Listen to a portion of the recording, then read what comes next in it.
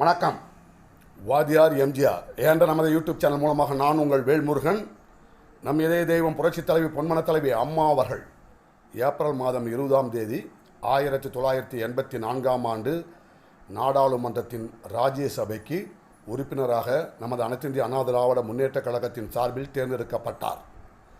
29 April 1984 அன்று புரட்சித் தலைவி அம்மா அவர்கள் நாடாளுமன்ற ராஜ்யசபா உறுப்பினராக பொறுப்பேற்றுக் கொண்டார். அவருக்கு ஒதுக்கப்பட்ட இருக்கை 185. அதே இருக்கையில் அமர்ந்துதான் பேரறிஞர் பெருந்தகை அண்ணா அவர்கள் அதே இருக்கையில் அமர்ந்துதான் தமிழ்நாட்டின் அருமை பெருமைகளை, தமிழ் மொழியின் சிறப்புகளை எல்லாம் எடுத்துரைத்த அதே இருக்கையில் அமர்ந்தார்.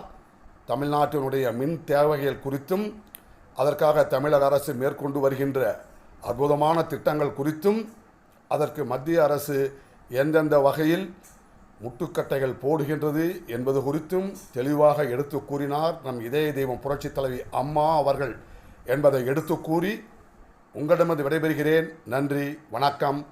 வாழ்க தமிழ், வெல்க அனைத்து இந்திய அண்ணா திராவிட முன்னேற்ற கழகம்.